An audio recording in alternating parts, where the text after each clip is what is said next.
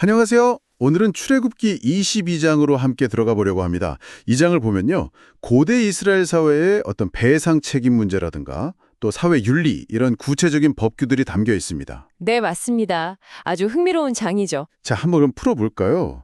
이게 일상생활하고 아주 밀접한 규정들이 많더라고요. 뭐 재산 피해부터 시작해서 사회적 약자 보호까지. 당시 사회의 어떤 가치관 같은 걸 좀 엿볼 수 있는 것 같아요. 네, 그렇죠. 바로 그런 점들이 이 장을 읽는 재미인 것 같습니다. 그럼 가장 먼저 눈에 띄는 거 역시 배상법인데요.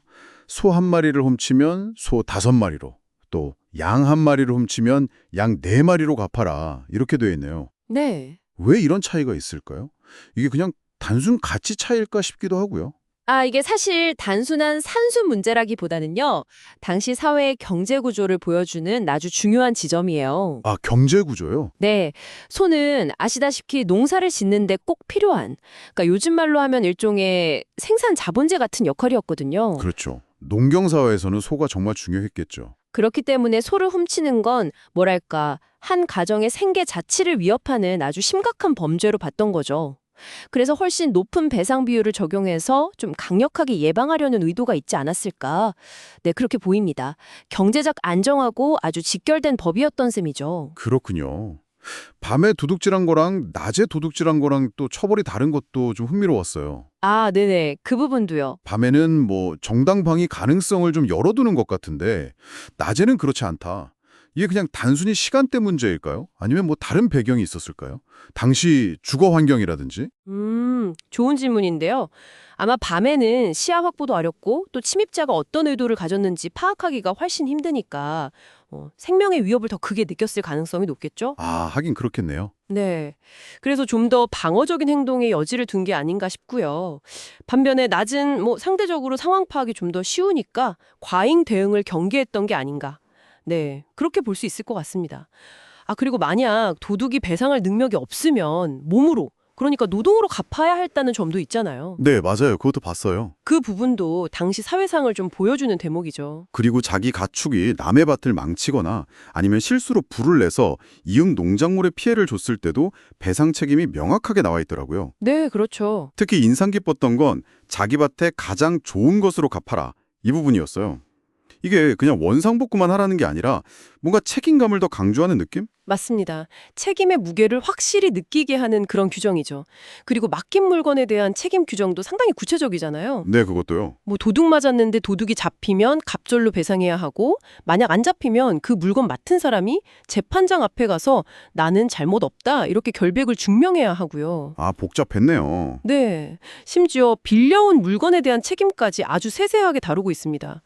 이런 규정들을 보면 당시 사회에서 어떤 분쟁들이 좀 흔하게 일어났는지, 그리고 재판 제도가 실제로 어떻게 작동했는지 이런 걸 엿볼 수 있는 중요한 단서가 되는 거죠. 이렇게 재산 문제나 책임에 대해서 아주 엄격한 걸 보니까 당시 사회 질서를 유지하는 게 정말 중요했구나 하는 게 느껴지는데요.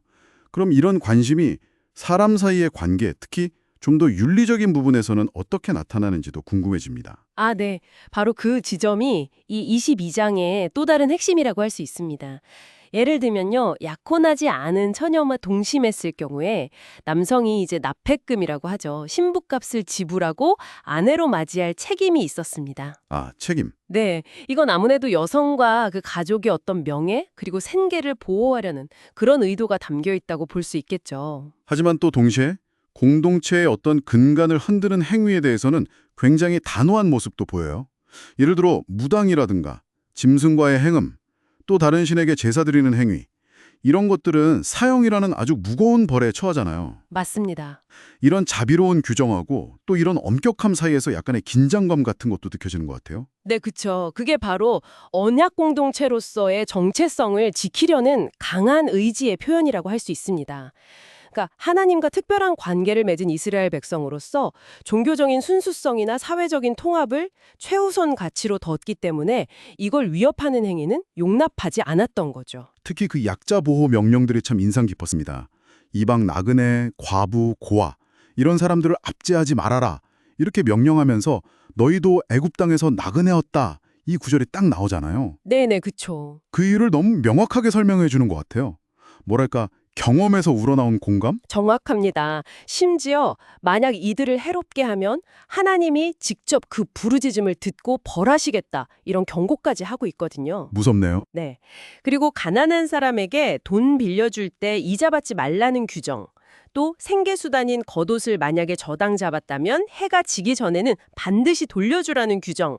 이런 것들은 단순한 자선을 넘어서는 어떤 경제 정의의 문제로까지 나아가는 거죠. 아, 경제 정의요? 네. 그리고 나는 자비로운 하나님이다. 이 선언이 이 모든 규정들의 바탕에 깔려 있는 정신이라고 할 수 있습니다. 그렇군요. 그 외에도 재판장이나 지도자를 존중하라, 첫 수확물과 첫 아들은 하나님께 바쳐라, 또 부정한 음식 먹지 말아라, 뭐 이런 규정들이 쭉 이어지면서 개인의 삶, 공동체, 그리고 신과의 관계 전반에 걸친 어떤 규범들을 제시하고 있는 것 같아요. 네, 맞습니다. 그래서 출애굽기 22장을 좀 요약해 보자면요.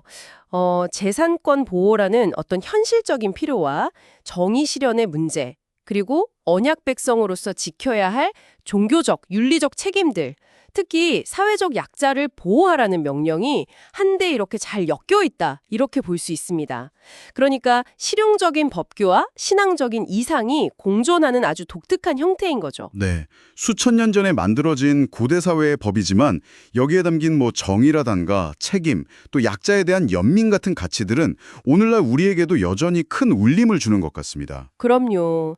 이 법들이 제시하는 어떤 개인의 권리와 공동체의 책임, 그 사이의 균형점, 특히 사회적 약자를 향한 시선에 대해서 오늘날 우리는 어떤 답을 가지고 있는지 청취자 여러분께서도 한번 생각해 보시는 건 어떨까 싶습니다. 예를 들면 이런 고대의 법들이 현대사회의 어떤 경제적 불평등 문제에 대해서 던지는 질문은 또 무엇일지 이런 걸 고민해 보는 것도 흥미로울 것 같네요.